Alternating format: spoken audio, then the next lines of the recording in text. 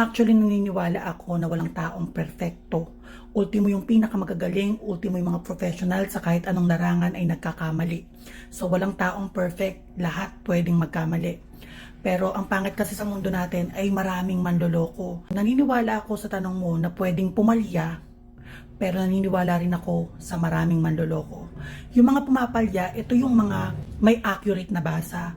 Pero hindi laging ganun eh. Kailangan nasa kondisyon, kailangan malakas ang pagbasa, kailangan consciousness ang utak ng taong nagbabasa, yun mismong tarot reader. So matik, hindi maiiwasan ng pagpalya kasi ang tarot reader ay tao lamang, nagkakamali din. Hindi laging perfect, hindi laging plakado, hindi laging malinis. Minsan, pag magbabasa, minsan kulang sa detalye, minsan smooth, solid. Depende yan sa kondisyon, depende sa nung oras na nagbabasa siya, gaano kalakas yung ability niya